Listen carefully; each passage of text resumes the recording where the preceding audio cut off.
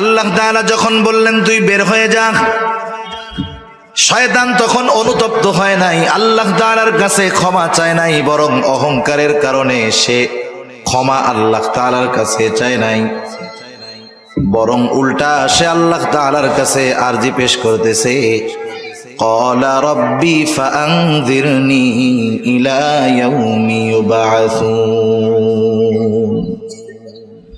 ক্বালা ফাইন্নাকা মিনাল মুনযিরিনা ইলা ইয়াউমিল ওয়াক্তিল মা'লুম।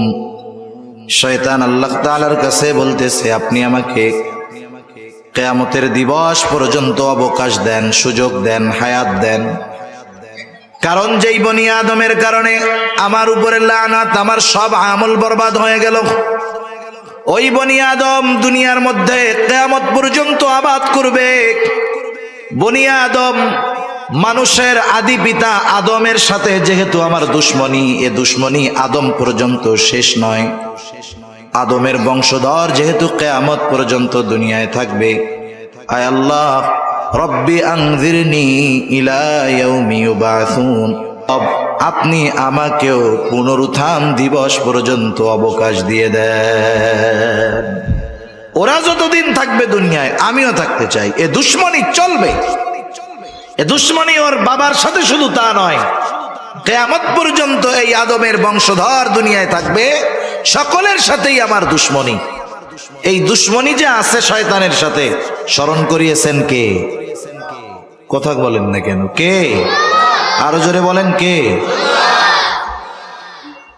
আল্লাহর নাম বলতে কষ্ট হয় মনে হয়, ওই কোনার মানুষগুলোর একটু কষ্ট কষ্ট লাগে। আপনি বলেন তো, আপনি যদি জোরে আল্লাহর নাম বইলে এখন মইরা যান, মুফতি সাহেব আছে, জিজ্ঞাসা করেন আপনার মতো সৌভাগ্য আর কেউ নাই। আল্লাহর নাম যদি জবানে শেষ কথা হয় আর জোরে কইতে গিয়া যদি মইরা যান, আপনার চাইতে সৌভাগ্যবান আর কে আছে? তাহলে আপনাকে খুসা দিয়াও আল্লাহর নাম বাইর করা যায় না, তাহলে মরার সময় কালিমা কেমনে বাইর হইব, এটা একটু চিন্তা করেন। শয়তানের সাথে আমাদের দুশ্মনী, এ খবর জানাইছেন কে? মাশাআল্লাহ, মোটামুটি হইছে।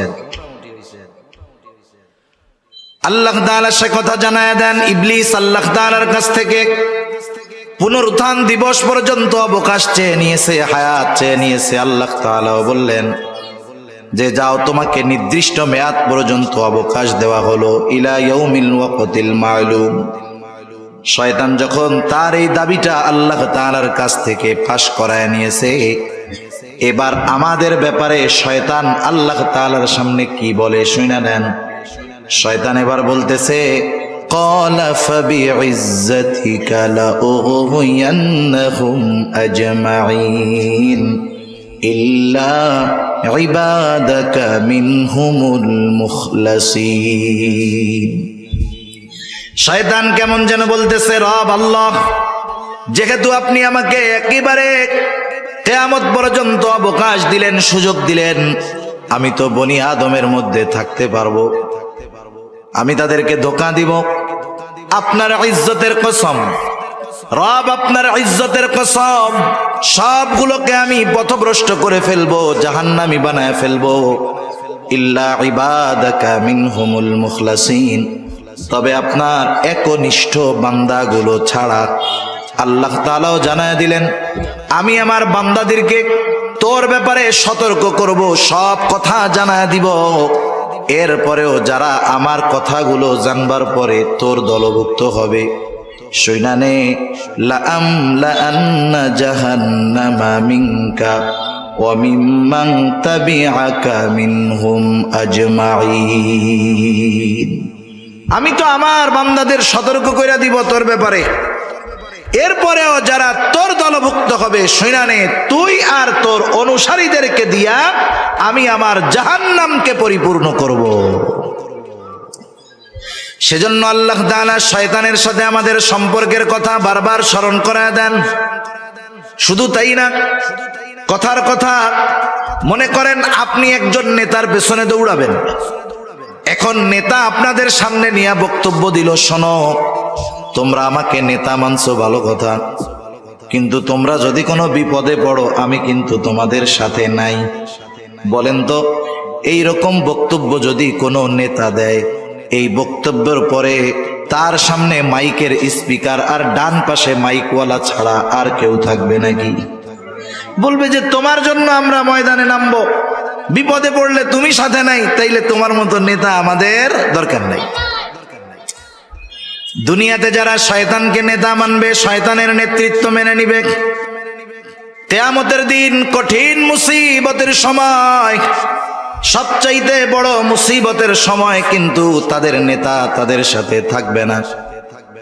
শয়তান সেই দিন তার অনুসারীদের সাথে কেমন আচরণ করবে, দয়াময় মালিক আল্লাহ রব্বুল আলামিন সেই দিন শয়তান তার অনুসারীদের সামনে কি কথা বলবে, কি বক্তব্য দিবে, সেই বক্তব্যটাও আল্লাহ তাআলা আমাদের জানায় দিয়েছে। আল্লাহ তাআলা কোরআনুল কারীমের মধ্যে বলেন, وقال الشيطان لما قضي الأمر إن الله وعدكم وعد الحق ووعدتكم فأخلفتكم وما كان لي عليكم من سلطان إلا أن دعوتكم فاستجبتم لي فلا تلوموني ولوموا أنفسكم ما أنا بمصرخكم وما أنتم بمصرخي إني كفرت بما أشركتموني من قبل। আল্লাহ তাআলা আমাদের জানায় দিলেন, কিন্তু বক্তব্যটা হলো শয়তানের, যেটা কিয়ামতের ময়দানে দিবে। আল্লাহ তাআলা আমাদেরকে জানায় দিয়েছেন কত আগে কি করবে সেই দিন শয়তান। আল্লাহ তাআলা বলেন, ওয়াকালা আশ-শাইতানু লাম্মা কুদিয়াল আমর, সব কিছুর যখন চূড়ান্ত ফয়সালা হয়ে যাবে, এইবার শয়তানের দলের অনুসারী যারা, তারা শয়তানকে খুঁজতে থাকবে যে আমাদের তো নিশ্চিত হয়ে গেল জাহান্নাম, কে আমাদের জন্য একটু সুপারিশ করবে। মৃত্যুদণ্ড যখন কারো কার্যকর হয়ে যায়, আপিল করে, জজ কোর্টে হইলে হাইকোর্টে, সুপ্রিম কোর্টে গিয়া করে, সুপ্রিম কোর্টে যদি রায় হয় রাষ্ট্রপতির কাছে গিয়া করে। ওরা চিন্তা করবে আমাদের জন্য তো জাহান্নাম অবধারিত, কিন্তু কে আছে আমাদের জন্য আজকে সুপারিশ করবে, আমাদেরকে এই বিপদ থেকে উদ্ধার করবে।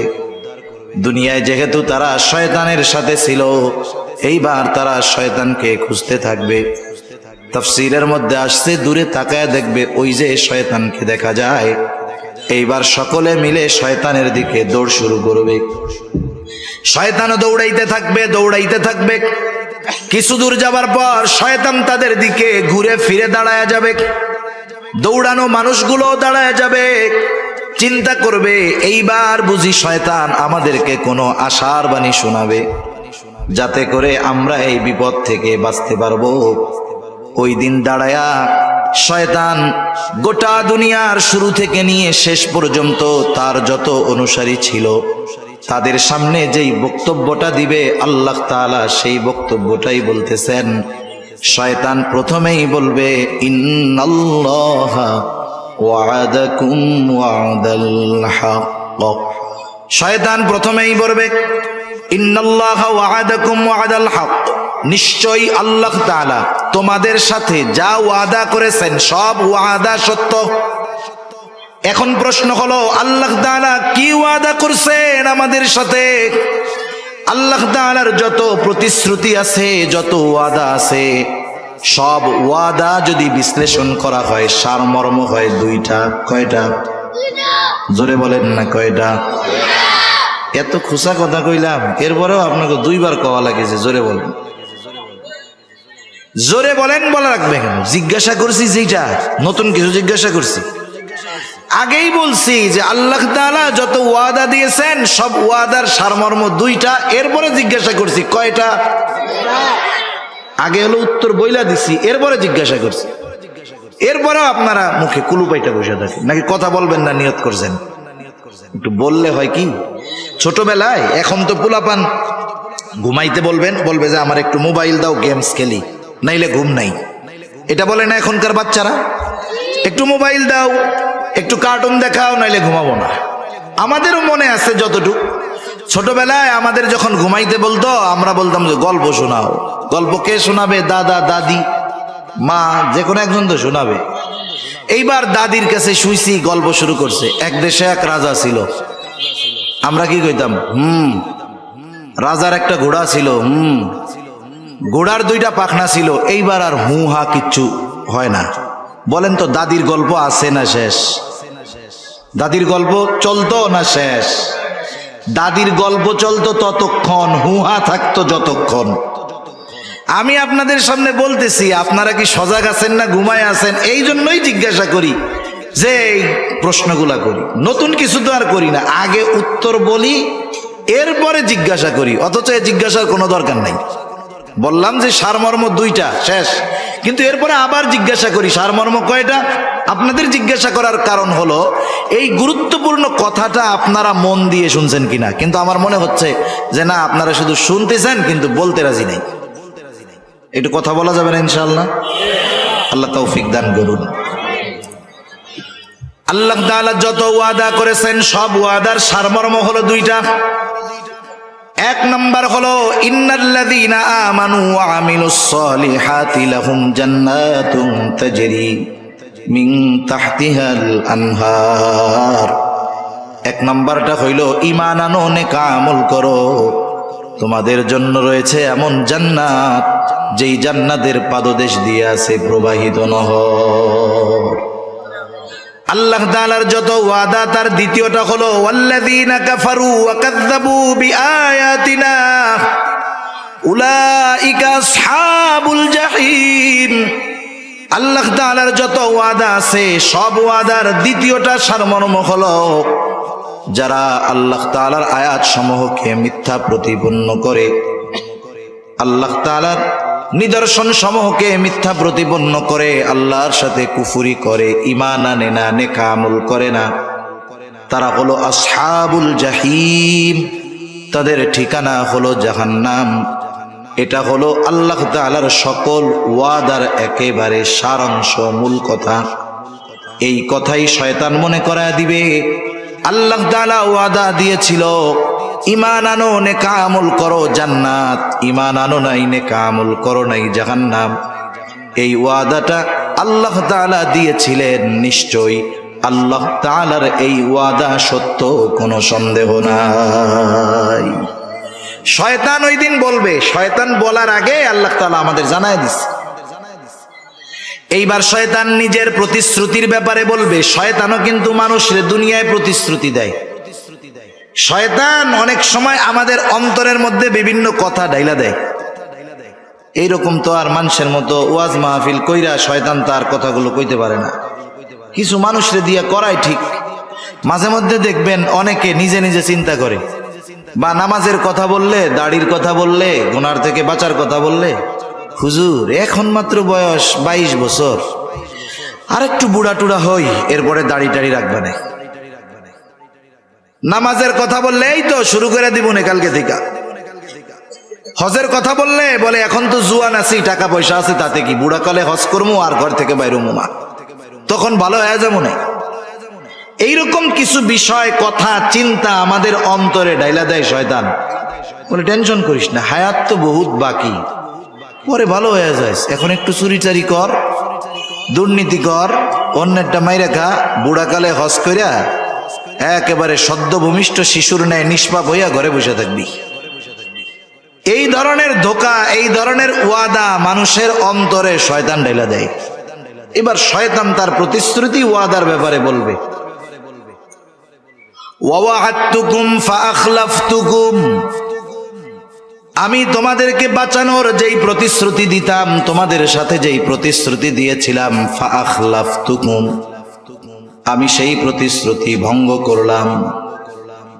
এইবার শয়তান তার অনুসারীদেরকে হাসরের ময়দানে তিরস্কার করবে। তিরস্কার করে বলবে, শয়তান বলবে, ইন্নাল্লাহা ওয়া'আদাকুম ওয়া'দাল হক ওয়া ওয়া'আদতুকুম ফাআখলাফতুকুম ওয়া মা কানা লিয়া আলাইকুম মিন সুলতান। শুনা নাও, আমি তোমাদের সাথে যেই প্রতিশ্রুতি দিয়েছিলাম সেটা ভঙ্গ করলাম। আর এটাও শুনা নাও, ওয়ামা কানা লিয়া আলাইকুম মিন সুলতান, তোমাদের উপরে আমার কোনো আধিপত্য ছিল না, ক্ষমতা ছিল না, পাওয়ার ছিল না। তোমাদের উপরে আমার কোনো অধিকার নাই, কোনো ক্ষমতা নাই। কেন নাই? শয়তান কি আমাকে বানাইছে? আমাদের বানাইছে কে? আরো জোরে, কে? আল্লাহ হলে আমাদের আল্লাহ হলেন আমাদের খালিক, আল্লাহ আমাদের রব, আল্লাহ আমাদের রাজ্জাক, আল্লাহ আমাদের মালিক। যিনি বানিয়েছেন সমস্ত অধিকার ক্ষমতা আমাদের উপরে তার, ঠিক কিনা বলেন? যিনি রিজিক দেন ক্ষমতা হলো তার। এই জন্য মাঝে মধ্যে দেখবেন অপরিচিত বা দূরের কোনো মানুষ যদি কোনো বিষয়ের আদেশ করে, অধিকার খাটাইতে চায়, তখন ছেলেটা জবাব দেয়, তুমি আমাকে এই কাজ করতে বলতেছো, তুমি কি আমার আব্বু লাগো নাকি? কেন বলে? তার মানে তুমি যেই কথাটা বলছো, যেই অধিকার আমার উপরে প্রয়োগ করতেছো, এটা প্রয়োগ করার ক্ষমতা আমার বাপ রাখে, তুমি না। শয়তানও সেই দিন মনে করায় দিবে, যেহেতু আমি তোমাদের খালিক না, মালিক না, রাজ্জাক না, রব না, সুতরাং আমার তোমাদের উপরে কোনো অধিকার ছিল না। কিন্তু একটা জিনিস আমি করতাম, ইল্লা আন দাউতুকুম ফাস্তাজাবতুম লি, আমি শুধু তোমাদেরকে আমার দিকে ডাকতাম, আর তোমরা সব কিছু বাদ দিয়ে আমার ডাকে সাড়া দিয়ে আমার দিকে ছুটে আসতা। কিছুই দেই নাই তোমাদের, কিন্তু আমি ডাক দিলে তোমাকে আর সহ্য হইতো না। যেমন মনে করেন একটা ছোট বাচ্চা, তার বয়স 13-14 বছর, 14-15 বছরের ছেলে বিকাল বেলায় মাঠে কি করে? ফুটবল খেলে, ক্রিকেট খেলে, তাই না? একদিন ওর বাবা বলতেছে যে শোনো, আজকে আসরের পরে আমার সাথে তুমি বাসায় এই কাজটা করবা। ছেলেটা এবার আব্বার সাথে বাসায় কাজ শুরু করছে। বলেন তো, ছেলেকে দিয়ে কাজ করানোর অধিকার বাবার আছে না নাই? এইবার ছেলেটা বাবার সাথে কাজ করতেছে। রাস্তার পাশেই বাড়ি, বন্ধুরা ব্যাট বল নিয়ে মাঠে খেলতে যাইতেছে। যাওয়ার সময় নিচের থেকে বাড়ির পাশে রাস্তা থেকে ডাক দিছে, রাস্তার সাথে বাড়ি, আব্দুর রহিম, আমরা ব্যাট বল নিয়ে মাঠে গেলাম। এবার আমার একটু বলেন তো, ওই যে ছেলেটা বাবার সাথে কাজ করতেছে, যেই বন্ধুরা তাকে ডাক দিল, বন্ধুরা তাকে 2-4 দিনের ওষুধ কিনে দিছে? কোনোদিন পোশাক কিনে দিছে? দিছে কে? বাপ। কাজ করতেছে কার সাথে? বাবার কাছে সাথে। বলেন তো, বন্ধুর ওই ডাক যখন আব্দুর রহিমের কানে আসবে, আব্বার কাছে মন বসবে? ও কি চিন্তা করবে, বন্ধুরা ডাকতেছে, ডাকুক, আমার আব্বা আমার এত কিছু দেয়, আজকে আমি আর খেলতে যাব না? এইবার বন্ধুর আওয়াজ, ডাক কানে আসার সাথে সাথে ওই জায়গায় মন বসবে না, আব্বারে বলবে, আব্বা আমার আর ভালো লাগতেছে, আমি আর পারবো না, আমি একটু মাঠে যাবো। যেমনে হোক ওই জায়গার থেকে সুইটা বন্ধুদের সাথে খেলতে যাবে, ঠিক কিনা বলেন? শয়তান এইরকমই মনে করায় দিবে, শোনক, আমি কিছুই দেই নাই, কিছুই করি নাই, কোনো অধিকার তোমাদের উপরে নাই, শুধু ডাক দিতাম যে আমার দিকে আসো, তোমরা সব কিছু সাইডা আমার দিকে চইলা আসতা।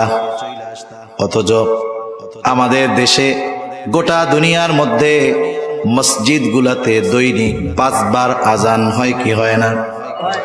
এই আজান দেয় মুয়াজ্জিন।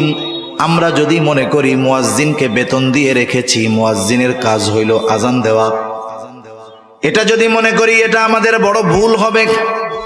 মুয়াজ্জিন সে হলো আল্লাহ তাআলার মুখপত্র, প্রেস সচিব, আল্লাহ তাআলার মুখপত্র, প্রেস সচিব। এই জন্য কোন ব্যক্তি যদি ইখলাসের সাথে মুয়াজ্জিনি করে, কিয়ামতের দিন হাদিসের মধ্যে আসছে, আল্লাহ তাআলা তার ঘাড়টাকে লম্বা বানায় দিবে। কিয়ামতের মানুষ বুঝতে পারবে এই ব্যক্তি দুনিয়ার মধ্যে মুয়াজ্জিন ছিল। এখন এই মুয়াজ্জিন আমাদেরকে কার দিকে ডাকে বলেন তো? আল্লাহর দিকে ডাকে। আল্লাহ তাআলা সেই কথা স্মরণ করায় দেন। আল্লাহ তাআলা বলেন, ওমান আহসানু কওলাম মিম্মান দাআ ইলাল্লাহ, তার চাইতে উত্তম আহ্বানকারী আর কে আছে যে মানুষকে আল্লাহর দিকে ডাকে? মুয়াজ্জিন দৈনিক 5 বার আযান দেওয়ার মাধ্যমে আমাদেরকে আল্লাহর ঘরের দিকে ডাকে। আযান যখন দেয় আমরা বুঝি আমাদেরকে যেতে হবে কার ঘরে? আরো জোরে বলেন না, কার ঘরে? বলেন তো, কারো ঘরে কারো অনুমতি ছাড়া ঢোকা জায়েজ আছে নাকি? ওয়াজ খালি আমরা শুনি, কিন্তু ওয়াজ নিয়ে ফিকির করি না, চিন্তা করি না। ঘর হলো আল্লাহর, ডাকতেছে মুয়াজ্জিন, তার মানে মুয়াজ্জিনকে আল্লাহর ঘরে ডাকার অনুমতি আল্লাহ তাআলা দিবেন, ঠিক কিনা বলেন? তাহলে যদি সহজ কথায় বলি, এই ডাকটা মূলত মুয়াজ্জিনের না, ডাকটা কার? আপনার কাছে আপনার এলাকার সম্মানিত চেয়ারম্যান সাহেব অথবা এমপি সাহেব একজন লোক পাঠায়া বলছে যে ভাই, এমপি সাহেব আপনাকে ডাকছে, আমাকে ডাকতে বলছে। বলেন তো, ওই লোকটা যত ছোট হোক, সামাজিকভাবে তার যত সম্মান কম হোক না কেন, আমি আপনি যদি ওই লোকের কথাটাকে ফিরায়া দেই, তার কথা ফেরানো হবে না, বরং এমপি সাহেবের কথা ফিরায়া দেওয়া হবে। মুয়াজ্জিন সে যে হয় হোক, ডাকতেছে আল্লাহর দিকে, আল্লাহর আদেশে সে ডাকতেছে।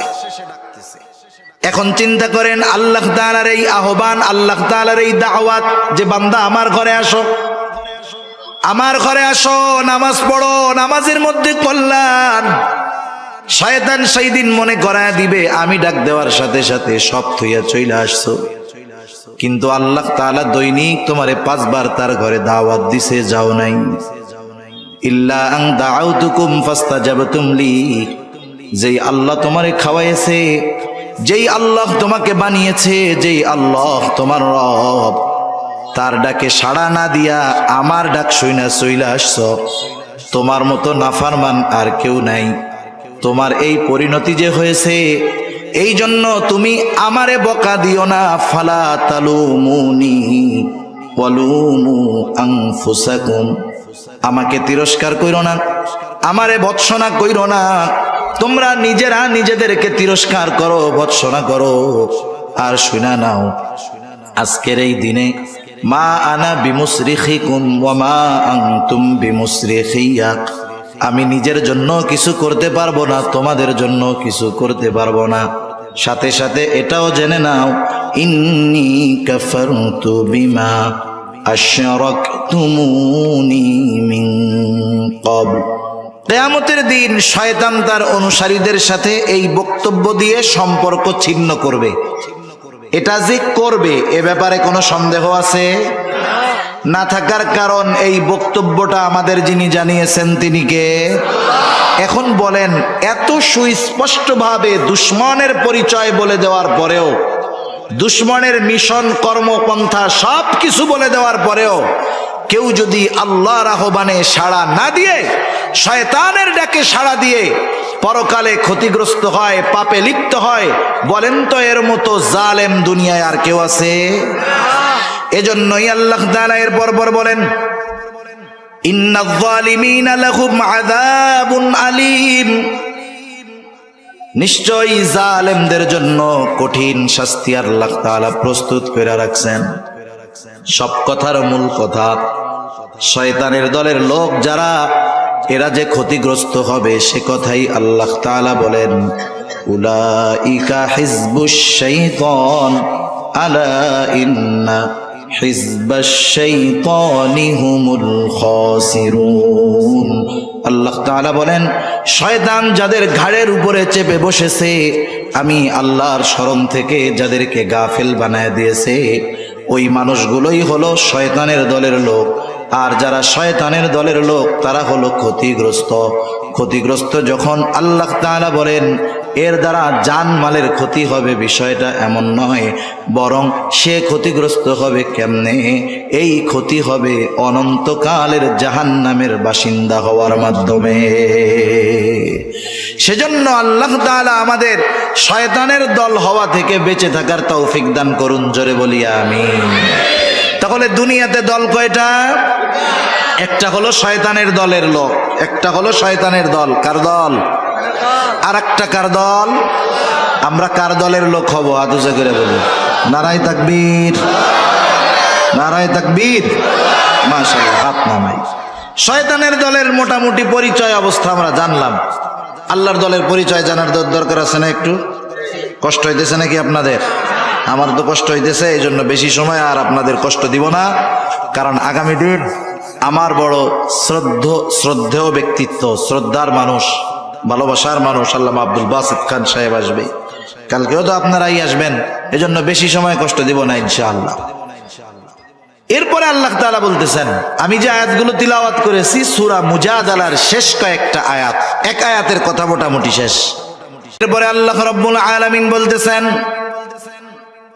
ইন্নাল্লাযীনা ইউহাদ্দুনাল্লাহা ওয়া রাসূলাহু উলাইকা ফিল আযাল্লিন। যারা আল্লাহ এবং রাসূলের সাথে শত্রুতা পোষণ করে, দুশমনী রাখে, তারা চরম অপমানিত হবে। এরপরেই আল্লাহ তাআলা তার দলের লোকদের হালত অবস্থা কি হবে সেই ঘোষণা দেন। নিজের দলের কথা বলার শুরুতেই আল্লাহ তাআলা বলেন, কাতাবাল্লাহু লাআগলিবান্না আনা ওয়া রুসুলি ইন্নাল্লাহা কাওয়িয়্যুন আজিজ।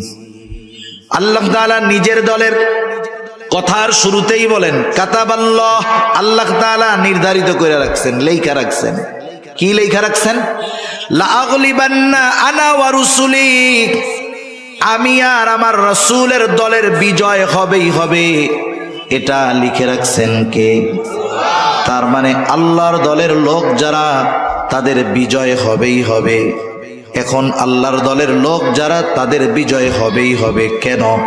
কারণ ইন্নাল্লাহা কাওয়িয়্যুন আজিজ, আল্লাহ তাআলা হলেন মহা শক্তিশালী, মহা পরাক্রমশালী। এই জন্য কোনো ব্যক্তি যদি আল্লাহর দলের লোক হয়ে যায়, লড়াইতে জিতুক, হারুক আর মরুক, তার নাম জয়ীদের তালিকায় চলে যায়। আল্লাহর দলের লোক হইলেই জয় সুনিশ্চিত। এই যে ফিলিস্তিনের পক্ষে, আকসার পক্ষে, বাইতুল মুকাদ্দাসের পক্ষে যারা ইহুদিদের বিরুদ্ধে যুদ্ধ করতেছে, হয়তো ইসরায়েল সারা দুনিয়াকে কনভিন্স করে গাজাকে পৃথিবীর মানচিত্র থেকে মুছে দিবে। হতে পারে 20 লক্ষ গাজার বাসিন্দাদেরকে একেবারে শেষ করে দিবে। এরা যদি মরেও যায়, বলেন তো এরা পরাজিত হবে নাকি? মরলে পরাজিত হয় না, মরলেই হেরে যায় তা না, বরং মৃত্যুর মাধ্যমে মানুষ তার চূড়ান্ত গন্তব্যে পৌঁছাতে পারে। একটা ঘটনা বলি আপনাদের, তাইলে বুঝতে সহজ হবে। রাসূল আকরাম সাল্লাল্লাহু আলাইহি ওয়াসাল্লাম দুনিয়ায় আসার পূর্বে ঈসা আলাইহিস সালাতু ওয়াস সালামের পরে এক জালেম বাদশার ঘটনা তাফসীরের মধ্যে আসছে। এই জালেম বাদশার নাম ছিল ইউসুফ জুরনাওয়াজ। সে নিজেকে খোদা দাবি করত। তৎকালীন সময়ের খ্রিস্ট ধর্মের অনুসারী যারা ছিল, তাদের উপরে জুলুম অত্যাচার সে চালায়া যাইত। এই বাদশাহ ইউসুফ জুরনাওয়াজের দরবারে একজন জাদুকর ছিল, জাদুকর বৃদ্ধ হয়ে গেছে। জাদুকর বাদশার কাছে বলে, বাদশাহ, আপনি একজন মেধা সম্পন্ন বালকের ব্যবস্থা করেন, আমি আমার জাদু বিদ্যাটা তাকে শিখাইয়া দেয়া যাই, যাতে করে আমার মৃত্যুর পরে এই বিদ্যার দ্বারা আপনি উপকৃত হতে পারেন। সারা দেশে যাচাই বাছাই করে একজন মেধাবী বালকের ব্যবস্থা করা হলো। বালককে বলা হলো, বালক, তুমি রাজ দরবারে থাকবা, রাজপ্রাসাদে থাকবা, তোমার যা কিছু প্রয়োজন, খাবা দাবা ঘুরবা, দৈনিক ওই জাদুকরের কাছে গিয়ে তুমি জাদু শিখা আসবা। ছেলেটা প্রতিদিন জাদুকরের কাছে জাদু শিখতে যায়। যাওয়ার পথে একজন খ্রিস্টান পাদ্রী তার খানকা ছিল, ওইখানেও কিছু মানুষ লুকায়া লুকায়া ওই খ্রিস্টান আলেম পাদ্রীর কাছে গিয়া তৎকালীন সময়ের দিন শিখত। এই বিষয়টা বালকের দৃষ্টিগোচর হলো। একদিন বালক ওই খ্রিস্টান পাদ্রীর কাছে গেল। যাওয়ার পরে খ্রিস্টান পাদ্রীর সাথে তার কিছু সময় কথোপকথন হলো। বালকের কাছে খ্রিস্টান পাদ্রীর কথাগুলো ভালো লাগলো। এইবার সে জাদুকরের কাছেও যায়, খ্রিস্টান পাদ্রীর কাছেও যায়। যাইতে যাইতে এক সময় বালকের অন্তরের মধ্যে তাওহীদের বীজ রোপণ হয়ে গেল, ঈমানের বীজ রোপণ হয়ে গেল। বালক এক আল্লাহ বিশ্বাসী হয়ে গেল। কিন্তু যেহেতু রাজার দরবারে থাকে, জাদুকরের কাছে যাওয়া লাগে, একটু যায়। এভাবে চলছে কিছুদিন। হঠাৎ একদিন বালকটা যখন রাজ দরবার থেকে বের হয়ে জাদুকরের ঘরের উদ্দেশ্যে রওনা দিল, দেখতেছে রাস্তার মধ্যে একটা বাঘ শুয়ে আছে, জ্যান্ত বাঘ। বাঘের ভয়ে লোকজন চলাচল করতে পারে না।